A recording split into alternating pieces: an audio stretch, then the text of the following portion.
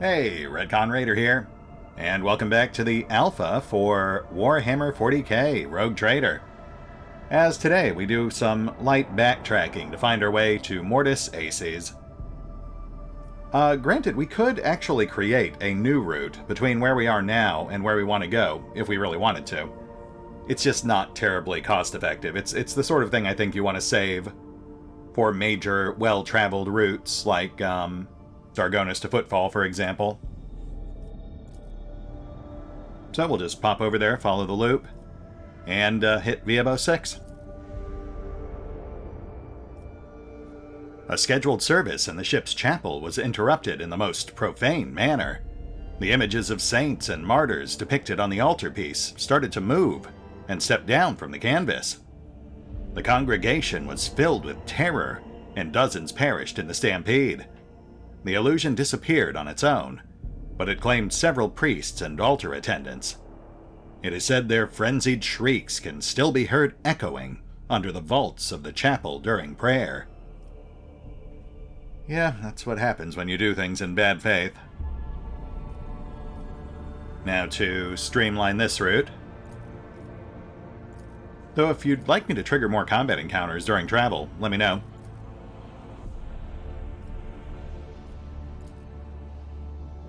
Lord Captain, urgent report. We have received an astropathic message from Regent Aranto Orcelio. The navigators are concerned about the fate of Cassia, who disappeared from Urak 5. The Regent is requesting an update on her current status, and he has also inquired about the possibility of a personal meeting to negotiate and to arrange the return of the Lady Navigator to her house. The psycho-emotional coding of the received message betrays acute concerns, but it also contains something that the astropaths have failed to put into words. If you'll excuse my forthrightness, I feel it is necessary to tell House Orcelio the truth. Otherwise, a conflict with the Navis Nobilite is possible, which, given the current state of the Coronis Expanse, will only play into the hands of the enemies of the Imperium. Yeah, I mean, it does sound like a bad idea to pick a fight with the place our navigators come from. How did House Orcelio even learn that we have Cassia? I wish I knew, Lord Captain. It is troubling indeed. Perhaps we have a spy on board, or Regent Aranto is bluffing. In either case, I believe we should respond. Navigators are extremely powerful and useful allies to have. Especially given current circumstances, yeah. Very well. Tell House Orcelio that Cassia is safe, and that the Rogue Trader would be honored to meet in person. I'll see to it, Lord Captain. The astropaths will transmit your consent. Representatives of House Orcelio will be waiting for you on the capital world, Dargonis. Receiving members of the Navis Nobilite is always a delicate matter. Please make sure to discuss the details of this meeting with your Chancellor upon arrival. Hey, Rain, what's up, baby? I'm gonna need you to not sit on my keyboard right now.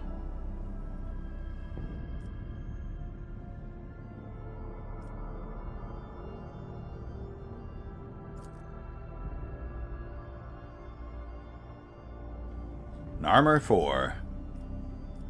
Looks pretty basic, but let's check in with Cassie real quick. See if she has anything to say about the sudden inquiries into her well-being.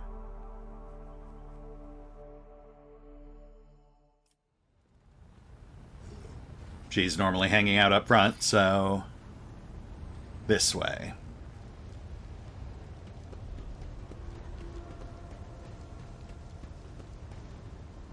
Greetings, Rogue Trader. And greetings to you as well, Cassia. I guess I have nothing to say to you. Maybe after the meeting. I guess we'll find out. We'll pencil that in for once we're done with VB06. I imagine we'd have to report back to DriveStem anyway. Also, we are perilously low on extractiums again. So when we do go back to Dargonis, I'll probably go ahead and set up a custom route between Dargonis and Footfall. That way we can quickly resupply as needed. Oh, Ocean World. Let's see if we find our wrecked Xenos ship.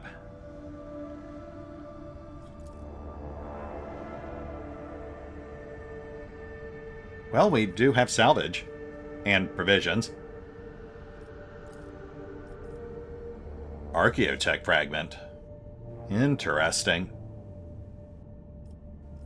I wonder what we can actually do with these. And what the heck, yeah, we'll grab the provisions while we're here. Might as well. I think we do have some colony projects that require vast quantities of provisions. Though, I suppose given that this is an incomplete alpha, there's not really much point in planning that far ahead. Because beyond a certain point, it will be completely meaningless.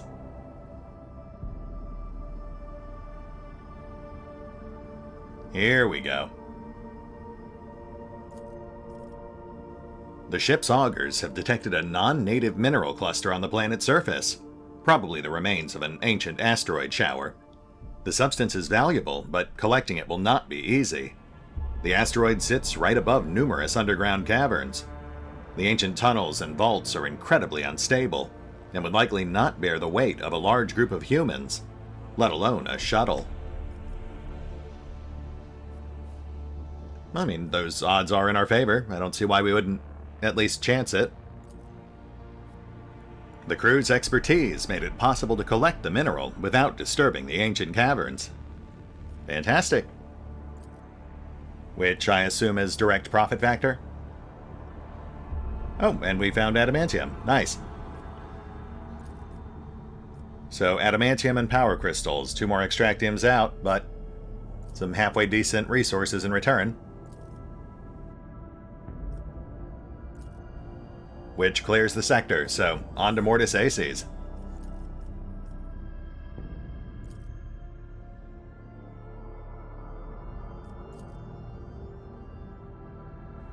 There we go.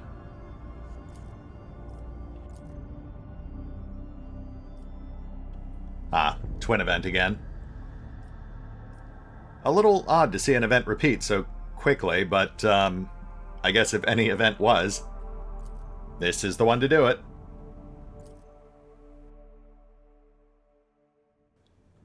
Lord Captain, we have cross-referenced the key characteristics of the system with our astronautical chart data. The planet Viabos 6 is located here. The problem is, the augurs detect an unusual change in the atmosphere, not unlike a massive release of toxins. It appears that something unfortunate has happened to the planet's underground storage facilities. It is impossible to land safely on the planet just now. Unknown ships are cruising in the system. No need for any cog to analyze it. I can decipher this telemetry easily. Xenos. The armory and artillery crews are standing by. Right, so we finally got Dark Eldar. I was wondering when those guys were going to show up. Let's clear the rest of these planets first. Dead World.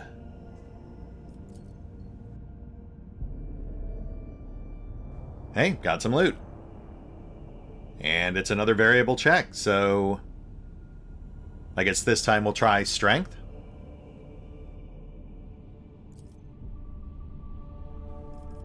Huh.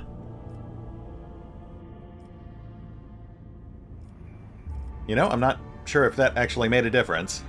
I mean, I guess you could argue strength would be used to move bulk goods.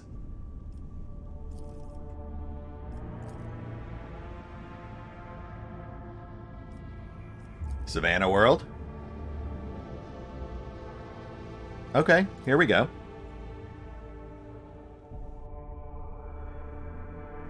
This planet can barely sustain life, and yet Search has discovered a long-lost Imperial colony, one that was cut off from the rest of the galaxy centuries ago. The colonists live in conditions worse than any underhive, yet they still venerate the Emperor and gladly welcome their visitors. The Lord Captain receives an invitation from the local ruler, the Archqueen Princeps Domina. I don't really see us getting much out of taking this place over, so we'll meet with the Queen. The ruler meets the Lord Captain in a shack, considered to be a palace by the people here. The Archqueen's unusual crown is made out of metal coils, most likely parts of an ancient device for boiling water. The guests are served the finest delicacies the colony can provide. The Archqueen praises the visitors in mangled Low Gothic, and calls the Lord Captain her dear brother. At the end of the audience, gifts are presented to the guests. The Archqueen's minister delicately remarks that the best possible gift the Lord Captain and his crew could provide would be the replenishment of the colony's meager gene pool. You know what? That makes sense, and, given what a perpetual waking nightmare living on the ship is, I think we can afford to do that. We'll ask for volunteers, and the most handsome among them will get to stay here and eke out a new life. I mean, say what you will about their meager resources, but they can clearly survive here.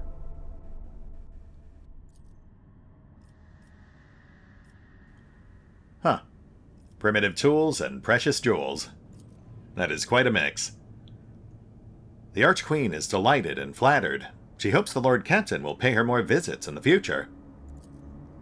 Perhaps I will.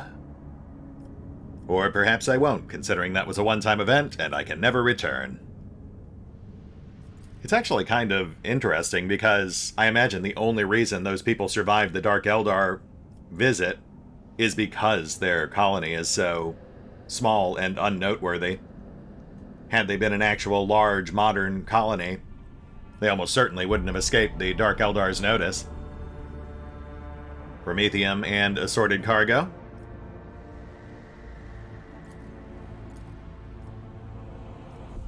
Also, we're now completely tapped on Extractium, so we definitely have to get back to Dargonis/Footfall once we're done here.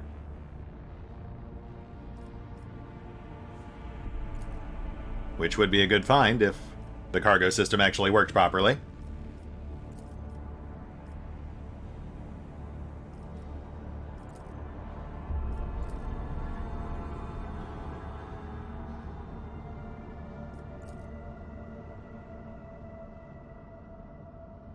And nothing on Lava World. Which just leaves the fleet, so let's give this a gander. You know, I have pretty minimal exposure to Battlefleet Gothic, so I don't really know what to expect from Dark Eldar ships. But from the tabletop, I know that they were swift-moving, hard-hitting, and relatively fragile. So I expect something fairly similar with their fleet. I guess we'll find out, though. I mean, we've handled these fights pretty well so far. What is going on there?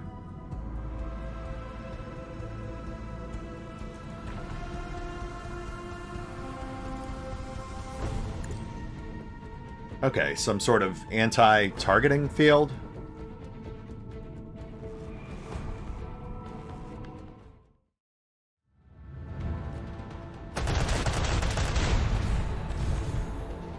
Oh, gosh. Port shield's out.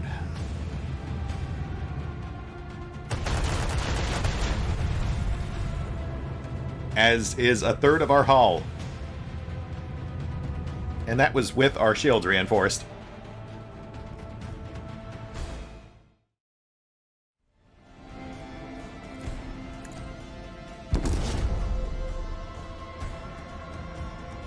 I see. Okay, they are fragile, but they cloak after every hit.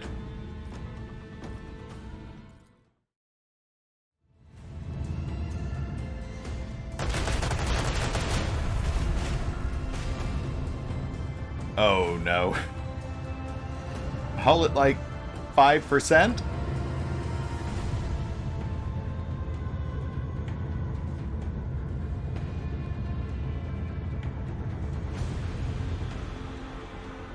Oh, that was interesting. Fire right now for the glory of the Imperium. Yeah, get out of here. Nobody likes your style.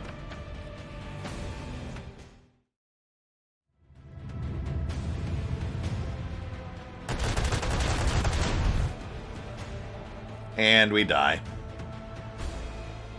But I think I've got this. Let's go again.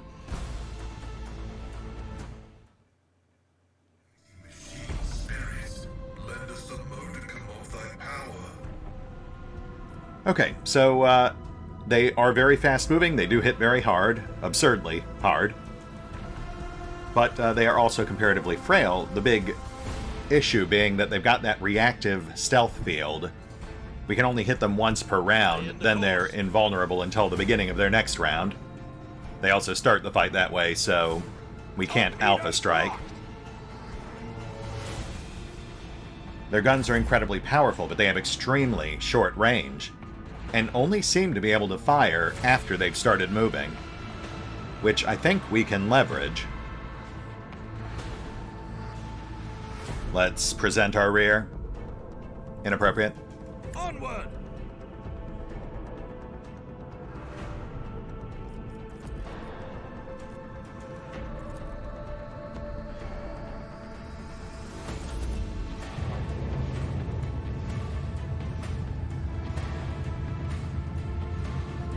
Shoot, I was really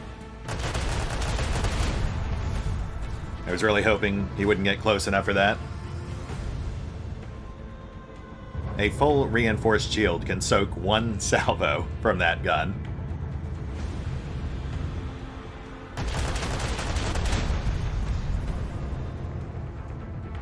Oh, goodness. Okay. Okay. Alright, well, we're not out yet, so let's do what we can. Torpedo the one on the left.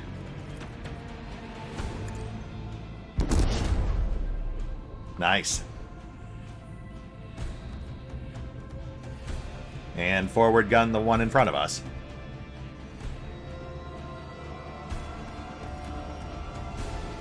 They're both angled away. They will not be able to get us back in their arc this round. I think. This one's going down. Less than I was hoping for, but we'll take it. I think we're good here. I don't think the one on our left can actually fire on us until after it moves, at which point it'll be out of range. We'll hold ground. Reboot shields.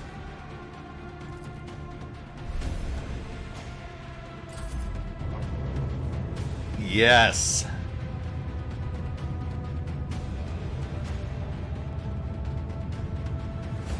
Oh my goodness, those things turn like crazy.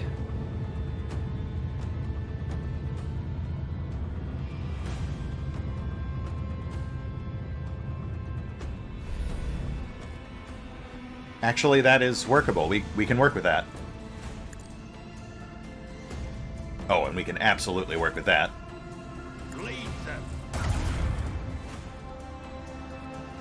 Unless we miss. Okay, alright. This one will loop. Come up behind us 8 or 10 spaces out. Our vengeful salvo! Use the torpedoes as a decoy. Leave their hull strewn across the stars!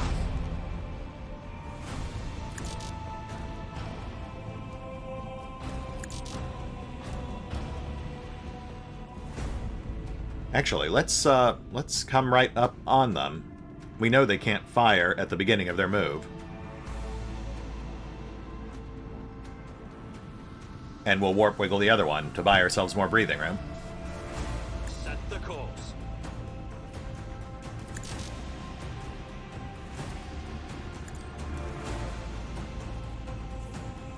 Shields to right, just in case.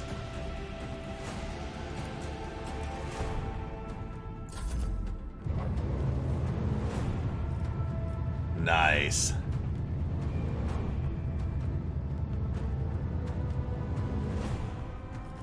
Wow, didn't even go for the torpedoes. So range must be really short, like 3 spaces.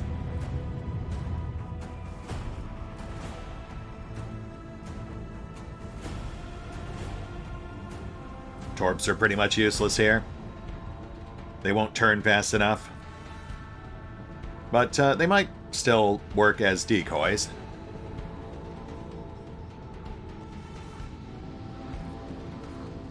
Yeah, let's break off left.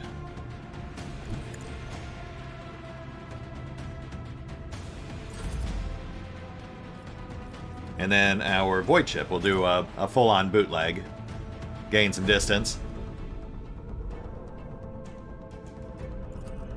Yes, that is perfect.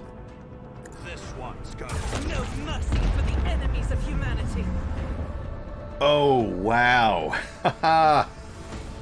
Not only did we gank that ship, the other one took huge collateral. Onward. Yeah, okay, I think we've got this.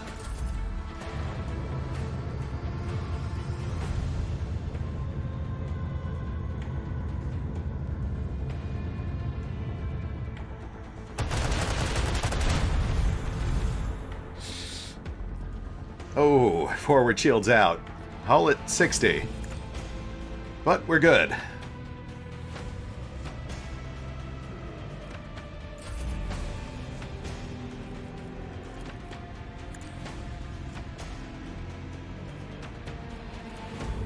Fire the lance batteries. Oh my goodness, guys, you are killing me. Fine, fine, we have other guns. Torpedoes locked. We're not going to risk the dorsals, they're too weak. We'll go with starboard. Lay in the course.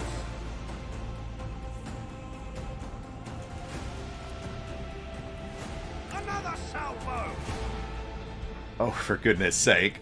Please, please, Fire right now. please, you're killing me. Onward. Alright, it's fine. They can't turn fast enough. We're out of range.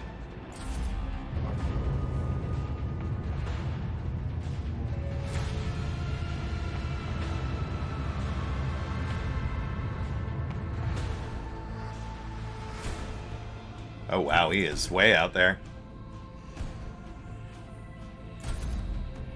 Oh. No, these are about to self-detonate. Yep, there they go.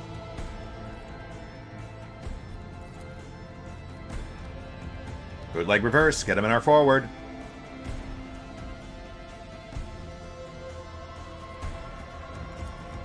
Oh, okay, maybe hold.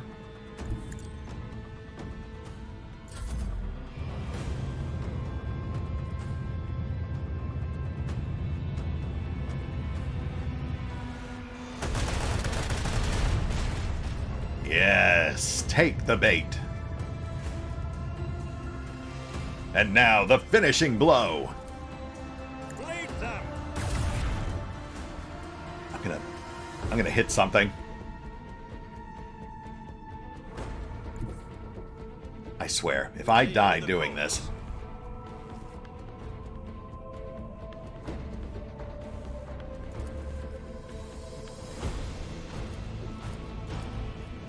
Leave the hull. Strewn across the star. Another enemy sundered by the void. Well, that was exhilarating.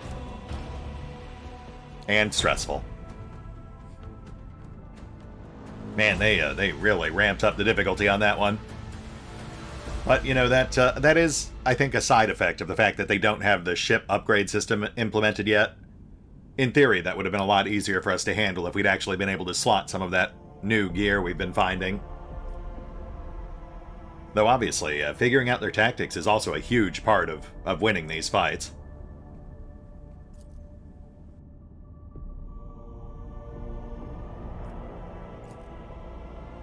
Hey, look at that!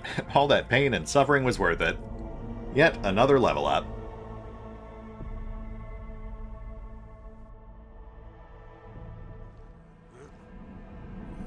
First things first, let's get that level up taken care of.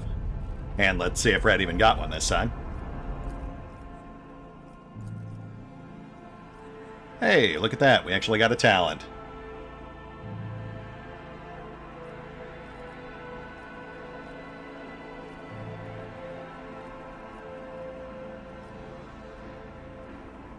Alright, let's grab Hunker Down. That's plus deflection while undercover.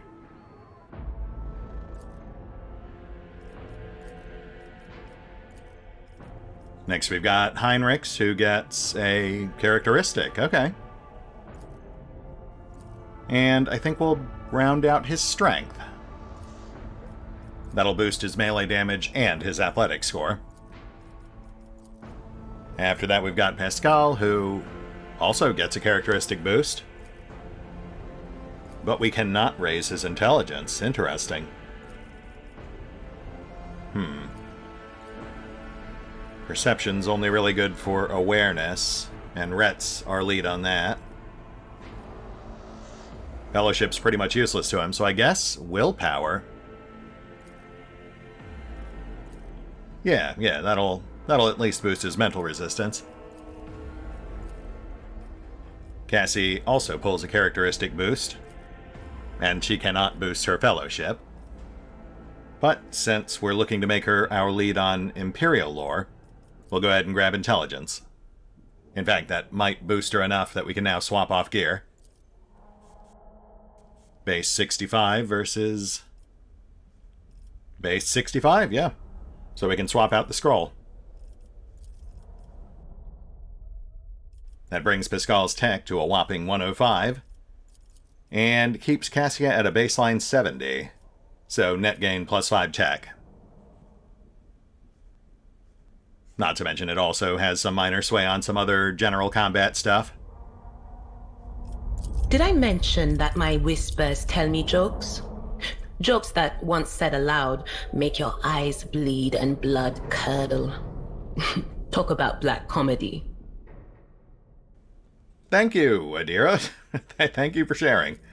That doesn't at all make me concerned about how stable you are. Adira gets a talent, and you know what?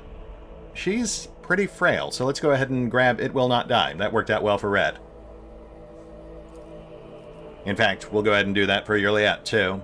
That should bump both of them up to a much more respectable number of wounds. Speak a long talk.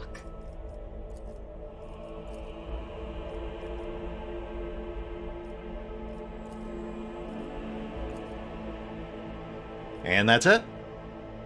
A nice quick level up. That was like 4 minutes, I think.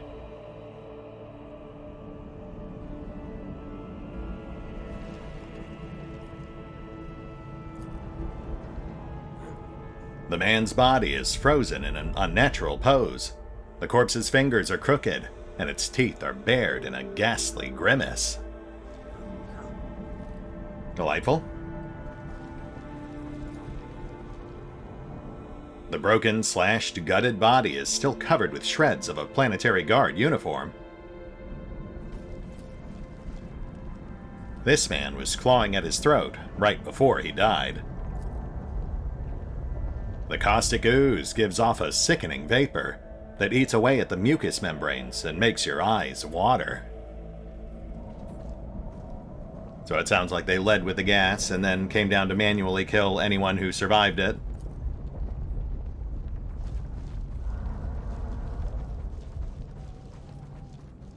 The sign of Hectaria, a witch coven from the depths of Komarog. The bodies are twisted into what resembles a servile bow and bound with barbed wire.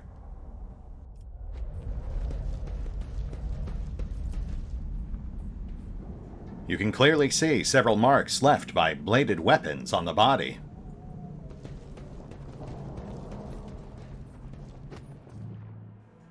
The symbol of torment. This is how the Dark Ones mark the arenas that serve to nourish their withered souls. You don't say. Well, given that we're looking at a large open area with plentiful cover filled with enthralled gladiators, I think we can guess what's coming.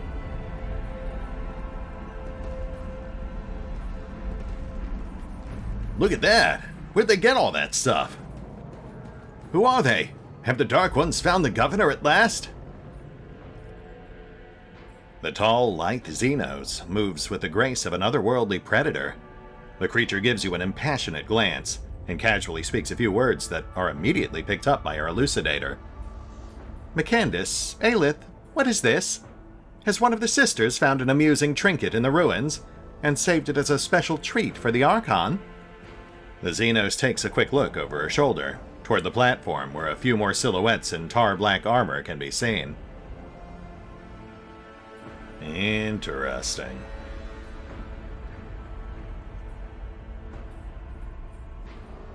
The audacity! Who exactly do you think you are to take over my world and play Lord? The alien's eyes light up with interest. The Monkey understands my speech. Where did you get a device that can translate our language? Are you trying to impress me by appearing useful? At best, such words will earn you a bout in the ring, without weapons, and soon without your skin. But then I won't have any skin in the game. I'm sorry, continue. The people scattered over the platform stare as if they've seen a ghost. The eyes of some betray their fear, others glare with bestial hatred, and yet more look upon you with hope. So who's the dead Xenos I'm talking to? My name is known to everyone on this planet, Monkey. I am Tazara the Deliverer, Tazara the Benevolent, the one who grants respite from the choking grasp of this world. I decide who lives, who dies, and who finds new purpose to their existence at Komarog's many arenas.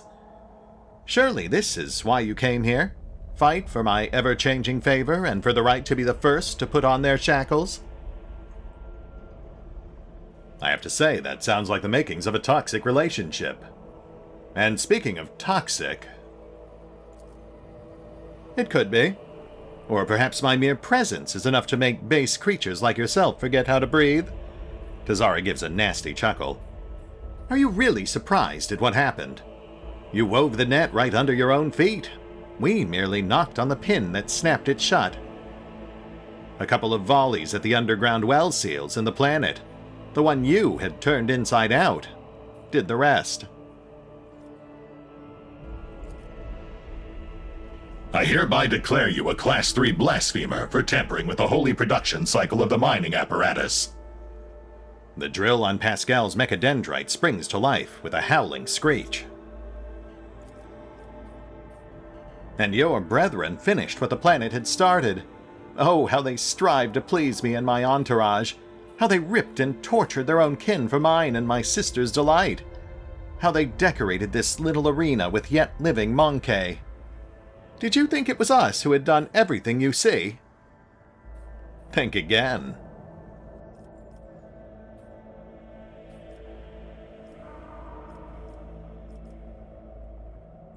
Is this true? Did you truly kill one another for the amusement of the enemies of humanity? A hulking brute who can barely stand coughs up blood and wipes his lips. What, was I supposed to keel over and croak? The Xenos takes the arena survivors away. I saw them lead humans into shuttles myself. They're taking us away from here, you hear? Your statement is simply false. You were supposed to provide yourself with a means of respiratory protection and inflict maximum damage to the perpetrators before ceasing your vital functions. Yeah, who gives a shit about us convicts? The lanky buggers may keep me on a leash, but I will be alive, not vomiting my lungs out. How cruel you are to your unfortunate kin. These Monkey worked hard to entertain their high-born spectators. Each of them fights with a strength born of desperation, seeking to earn their place in my toy box. There was always room for more. My toys do break so very easily.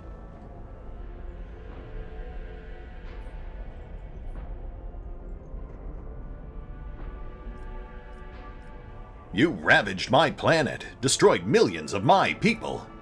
Made those who survived bend the knee. You will pay for this. Am I not paying for our mischief already? Am I not saving the worthiest among your kin? Gifting them with the right to die for the delight of my brothers and sisters?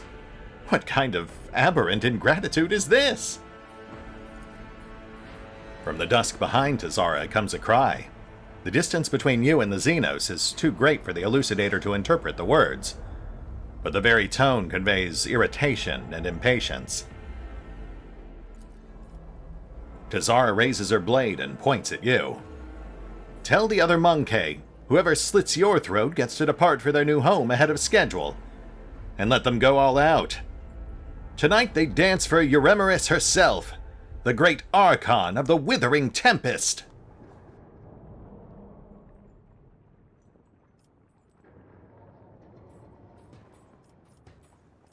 Might as well try.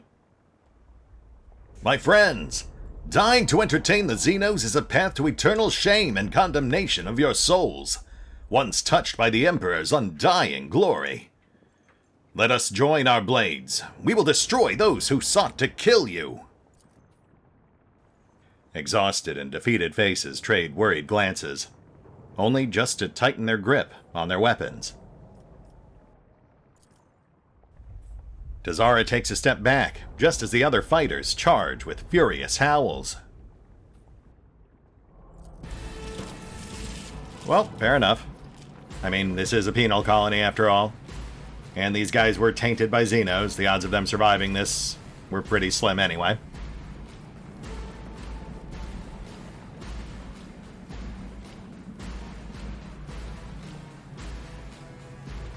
We've got a line of witches in back. I'm assuming high agility, low toughness.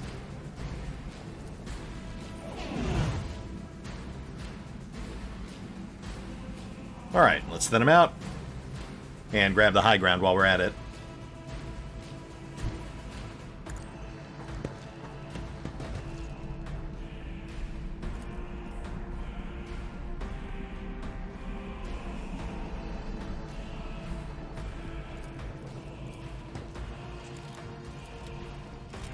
Suits my purposes.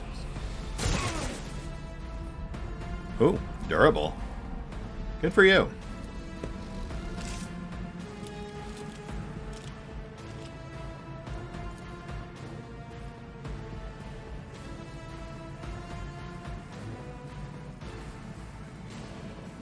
Not a problem for me. There's nowhere to hide. Was really hoping to take down more than that, but it's a start.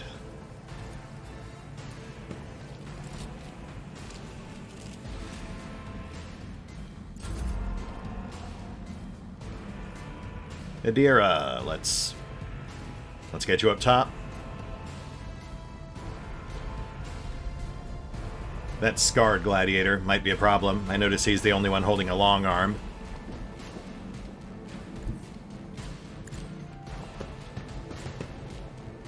He's also one of the few smart enough to actually be hugging cover.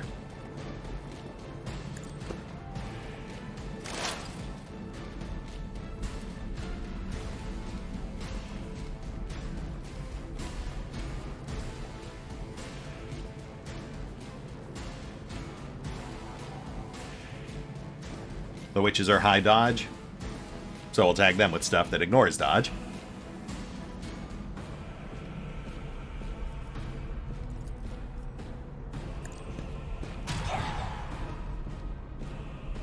And here they come.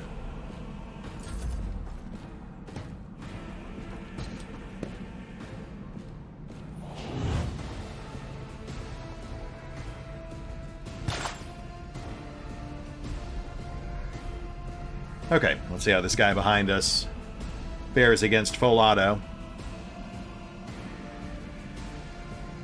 Actually, I don't like how exposed this is leaving her.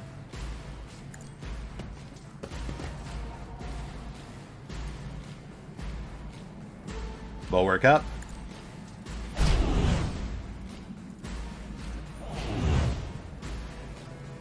And since she has personal strategy, this now affects her as well. I am a navigator, not a servitor. Isn't this a job for the serfs? Nothing I can't do. Yeah, slight change of plans there. But Ret goes again before the witch does, so no big deal.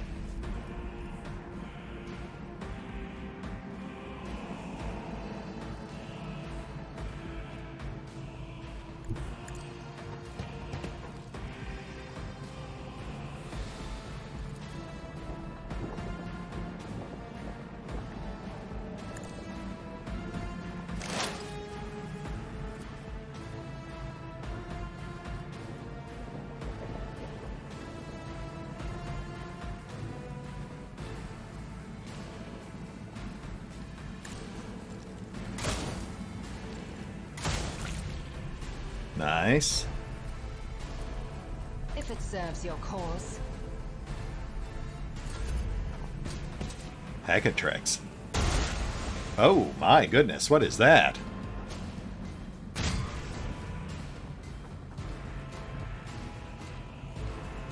Blast pistol.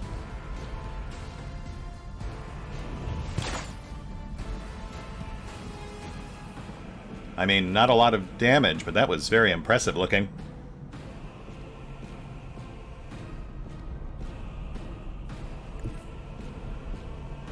Let's get Heinrichs on the big guy. That should prevent him from getting any use out of that long arm he's toting. Slow down the witch.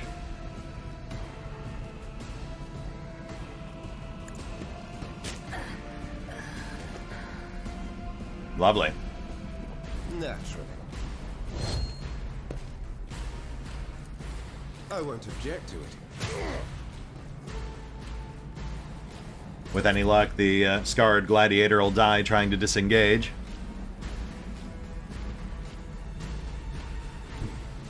Let's clear this guy.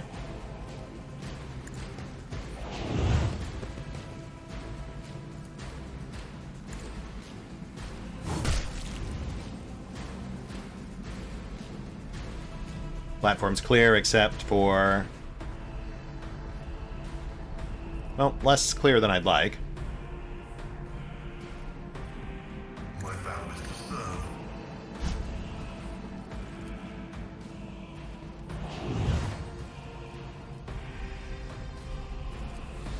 Gladiators are up next. Let's debuff. Request approved.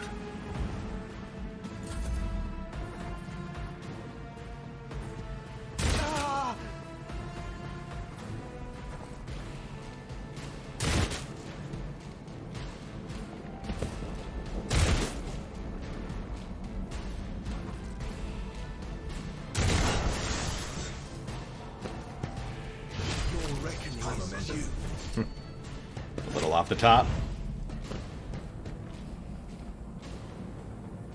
One of the witches did a drive-by too. That was interesting.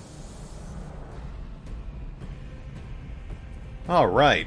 Let's see if we can start whittling the actual dangerous ones now.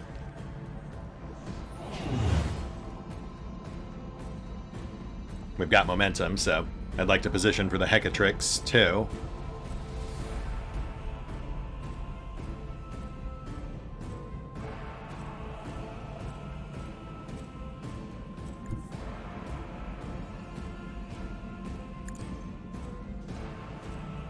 Oh, wow, that is not the route I thought he would take.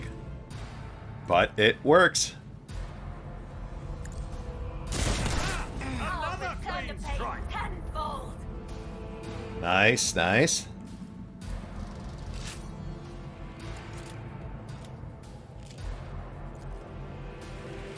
Suits my purposes.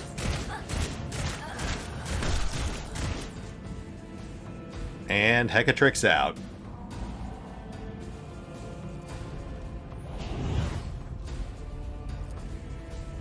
Oof. We'll go for the easy targets first. Already done. Not a problem for me.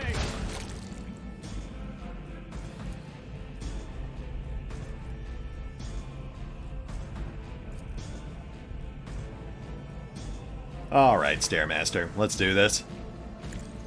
There's nowhere to hide. Oh.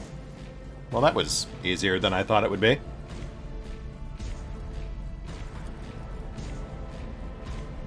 Reposition. All too easy. Continue.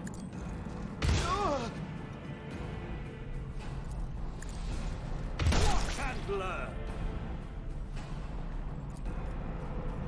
These poor guys. Nothing I can't.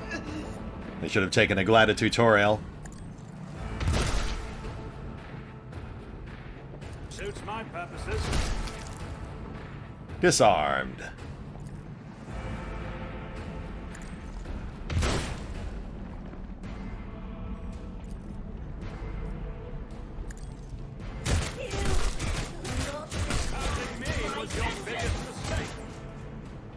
That which dies. Though that which doesn't die is almost certainly Tazara, since she tactfully removed herself from the battlefield before the fight began. I imagine she'll be pulling a runner on us shortly.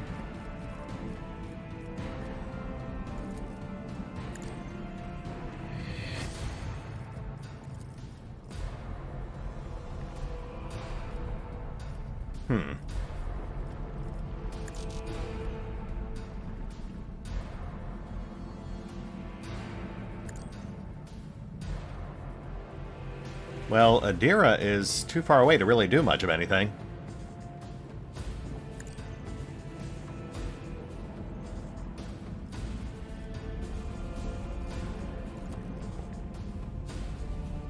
Alright, I guess we'll go for this guy.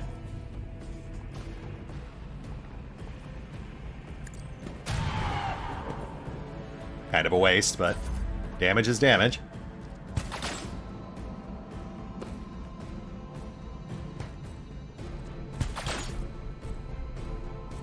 Yeah, I really should have given Adira a double tap instead of whatever that other thing I gave her was. Emperor.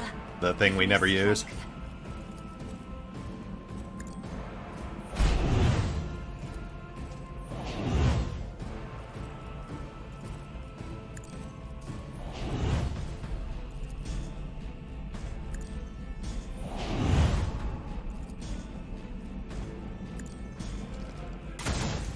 Boo.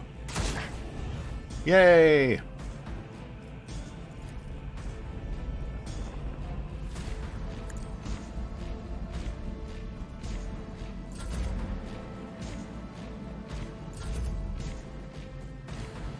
And now Yurliet gets her normal turn. That is beneath me. Let's try to finish this one off.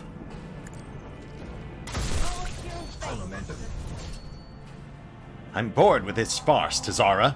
Who rules this arena? You or the Monkey? Your word is our command, Archon Euremerus. What else did they say? Archon Euremerus? Drakon Marazai, you know the danger of repeating this misunderstanding. Draw your own conclusions. Interesting, interesting.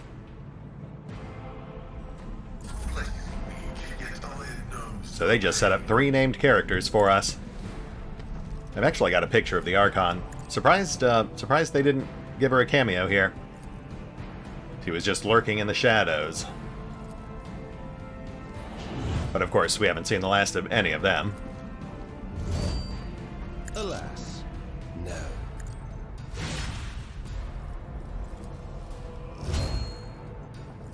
For the throne's glory. is lacking.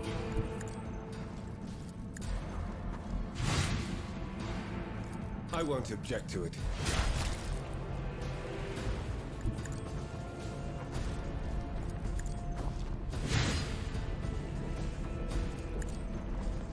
Nothing stands against me.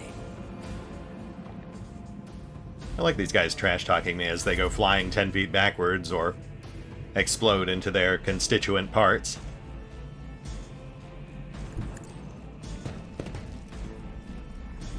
And then there was one.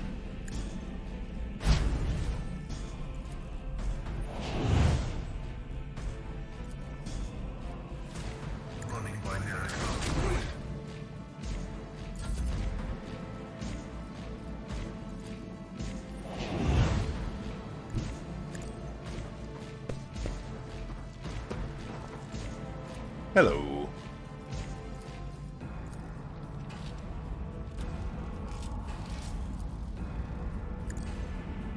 Let the true master inflict the pain. How was that?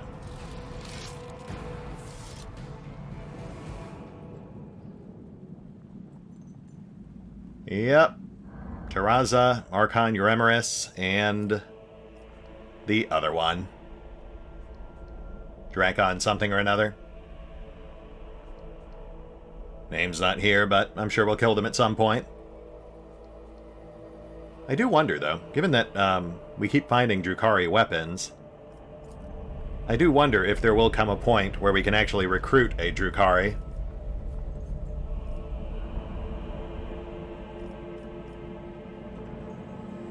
Poisoned Hekatari Blade. Low damage, mid-pen. And there's our blast pistol. Those are actually some pretty respectable numbers. Solid damage for a one-hander. Solid pen. It only really suffers on the max ammo and rate of fire, which makes sense given the high power. Also, it just looks awesome. So anything else?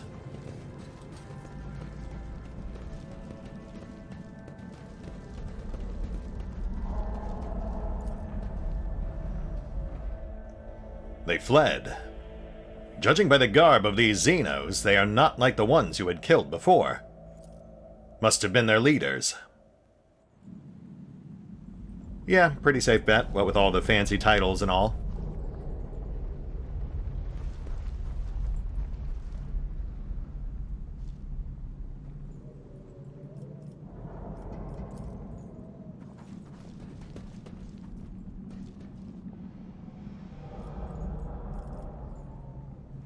Oh, right, the Scarred Gladiator.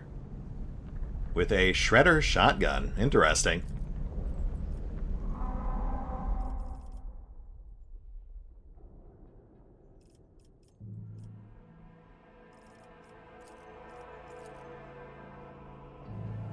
Solid damage, low pen. Special Rending Scatter attack, which I'm guessing either reduces armor or causes bleeding. The sacred engine meant to work in the quarry has not been used for a long time.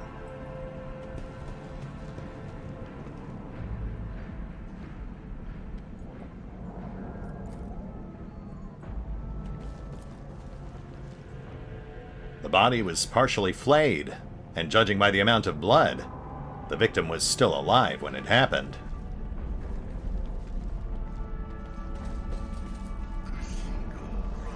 The man nailed to the Aquila is completely broken, as if someone shoved him into a stone crusher.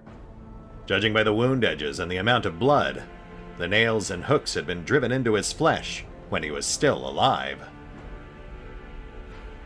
Yeah, that's kind of why I got out of the Dark Eldar. They're gross. The man died clutching his intestines as they spilled from his lacerated stomach. Well, say what you will about him, but that takes guts. The body was hacked apart with dozens of strikes, and is partially missing limbs.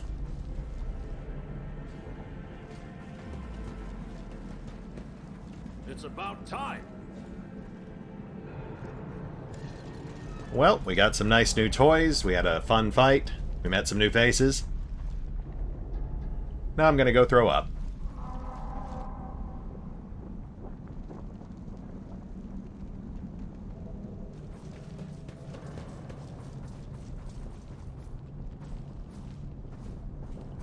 Aha! Tolerate weakness. Hey, what's that? A massive crusher designed to extract ore from the rocks is covered with a thick layer of dust and rubble.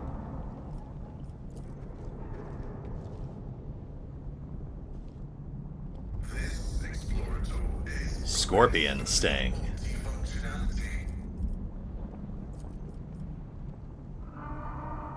A venom blade with an exceptionally powerful toxin. Yeah, that's a definite step up from that Hekatari blade we just looked at. Though, still not much of a match for our elite chainsword or power sword. A new challenge for me? And I think we're done. Though, of course, I'll give this place the usual once-over off-screen just to make sure we didn't miss anything. That said, not a bad episode. You know, we got pretty talky the last couple times around, but this time, non-stop action, almost start to finish. We had the dogfight, technically 2 dogfights, and a pretty fun fight against those gladiators and Drukhari. That said, we'll hit the pause button for now. I'll take care of the usual off-screen bookkeeping, and we will pick up here next time, as we clear that last sector and then head back to Dargonis. See you then.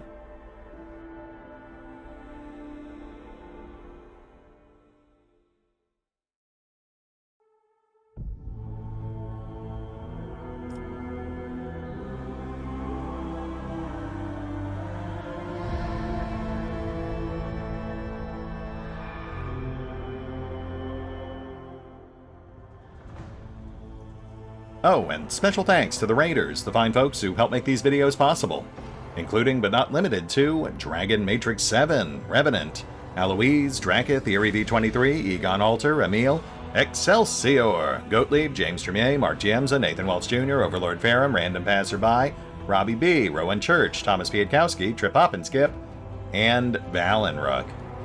Thanks for your support, guys. That said, if you'd also like to help support the channel, then feel free to push the buttons that do the things. Trust me, it does make a difference. Or you could even check out the Patreon, the PayPal, the Nexus GG, or the YouTube memberships.